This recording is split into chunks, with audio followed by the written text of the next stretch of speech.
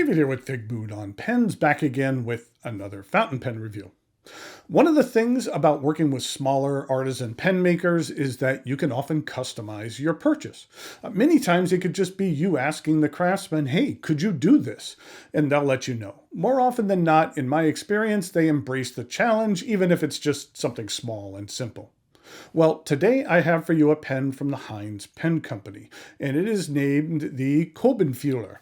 When I first saw this pen at the DC show last year, I made a suggestion to Jim Hinze, the gentleman behind the brand, and he was nice enough to incorporate it into the pen that I have to share with you, as well as making an option if you should pick one of these pens up yourself. So, in order to get a closer look at this fairly new creation from Hinze, please join me over here at camera 2. The pen arrives in this standard Hinze box. And inside, we have a couple of things. There is a little use and care guide. Then inside here, we have the pen as well as a wrench that I'll discuss in a little bit.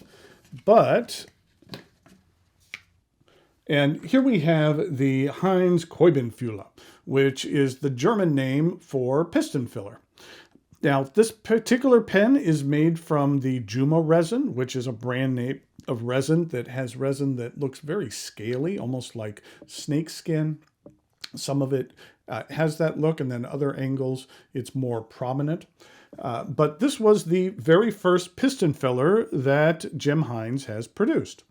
And that when I was talking about a custom piece of something custom that I wanted him to add to it, it was this green piece right here. You could see here in this picture from his website of the standard model that piece wasn't there, it was just metal. And at the show, I asked Jim, I said, hey, you know what? That would look kind of nice. Rather than just having the metal in there, could you wrap that in a piece of the resin? And he took that as a challenge and went ahead and wrapped that. And I think that looks a little bit nicer than just having the bare metal in there.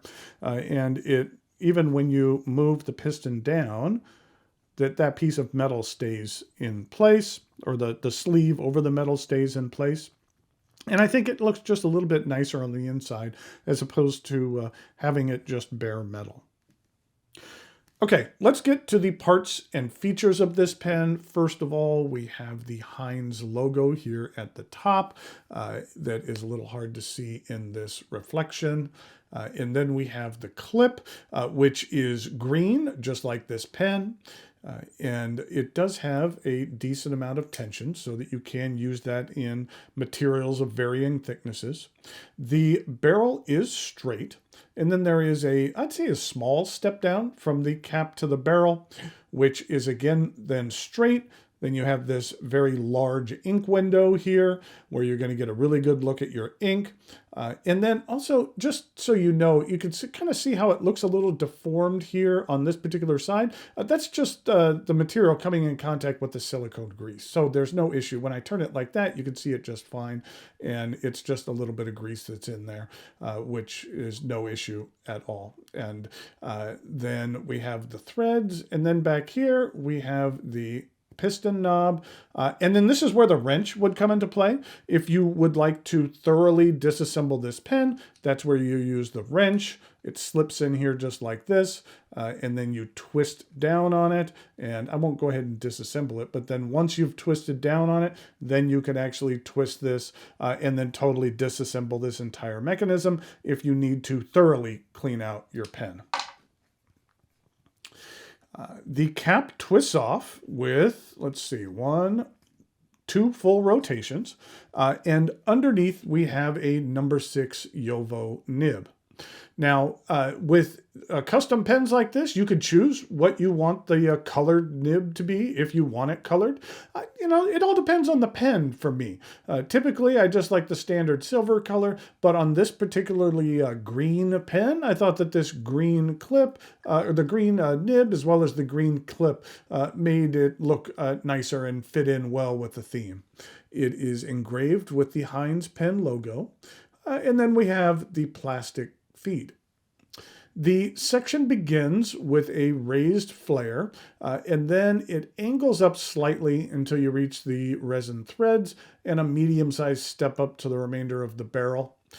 I do like the length of this section. You can see here that I'm not interacting with the threads at all. You know, I tend to grip things a little bit closer to the edge, but even if you grip it a little bit further back, these threads aren't sharp at all. And this medium-sized step up isn't a hindrance if it happens to interact with your grip. This is a piston filler, as you can see. And you know what? I thought we would go ahead and ink this up. So since this is a bright green pen, I thought we would use this bright green ink. You know what? Oh, something I forgot to mention. This nib comes in a number of different sizes, everything from extra fine, fine, medium, broad, even a double broad, 1.1, 1.5. And then you can also purchase this pen without a nib for a little bit less money. If for some reason you already have a Jowo nib that you would like to use in this pen, you could purchase it without it. And that's a nice option to have as well. But Jim does a good job of tuning his nibs, and so I find his nibs to be pleasant if you should choose to go with we'll call it a stock nib. But the ink I decided to use is from Kala, which is their neon green. It says peace out here. So you can see here, and I thought that would be a good match for this pen. So let's go ahead and ink this up. Let's take this off.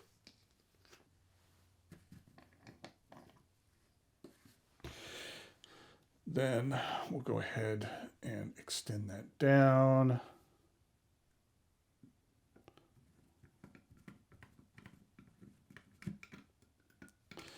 You know what? I think I need to angle it just a little bit more because there's not a ton of ink in this bottle. So let's get it down, and we just have to angle it. Okay. That got a little bit of ink in here. You can see that we have some ink in here and some ink on the nib. Let's go ahead. This ink has always been kind of milky, which is just an interesting texture to have to it. Actually, let's take a quick look at some measurements and then some size comparisons.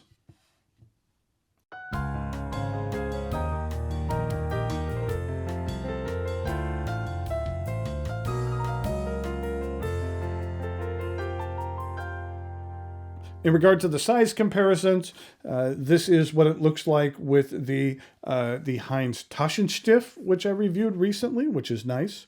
And then this was another Hinze pen. This was called the Starry Night. And then here it is with another custom pen, which is a material I just really love to show. And this is the Rockster Daydreamer. And this is just with a maple burl, which I just really, really love. I think it's one of the more unique looking materials on a pen that I have in my collection.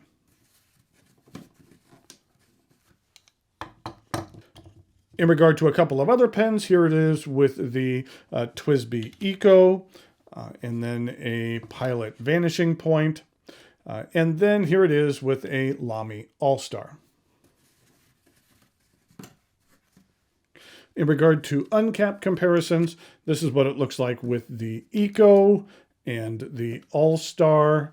And then for the Taschenstift, let's go ahead and just use it in its posted positions, and that's how mainly you would use it. And you can see that that's significantly larger than the Kolbenfüller in its posted position.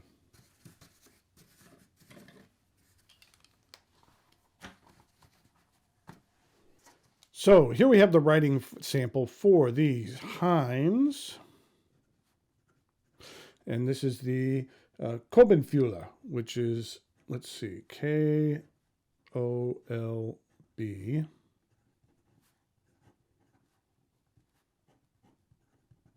I think that got that right. And this nib is a broad. And then the ink, as I showed you, is Kala Neon Green.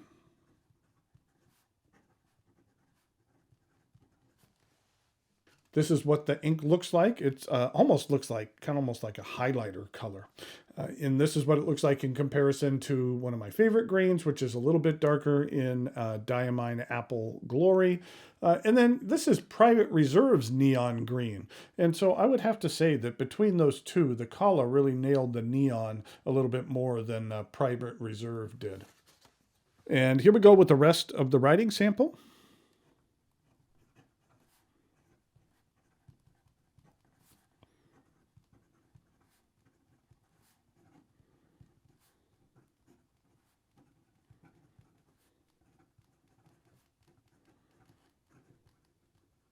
Am I going to fit?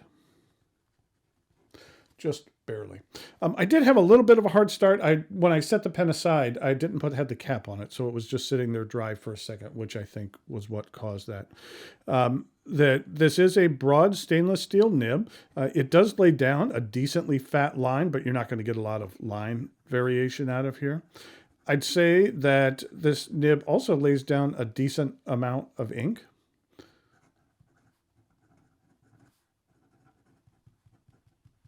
In regard to reverse writing, it's a little bit sharp, but it does lay down a nice kind of a fine medium line. And then in regard to some fast writing,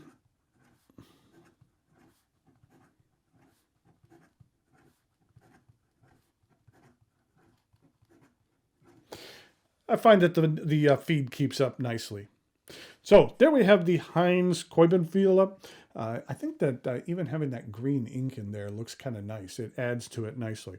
That this pen is available on the Hinze pen website. I'll put a link to it in the notes below. It does sell for $2.39, which is a reasonable price for an artisan pen. That's kind of the general price range that you're going to find a lot of artisan pen makers have their material at. And that it's in the standard section of his website if you just like, we'll call it a stock model, but it should also be in the custom section if you would like to customize this pen, whether you'd like to customize it with a little bit of a different color, or if you wanted to include the piece here in the middle, that's an option for you as well. And so you could really customize this pen to your own likes. And it's something that I've enjoyed playing with. And I think that, while I wouldn't want every single one of my pens to be this bright green, I think that it's a nice alternative to have. And I think that it looks nice with that green ink in there as well. So until next time, thanks for watching, and I'll talk to you later.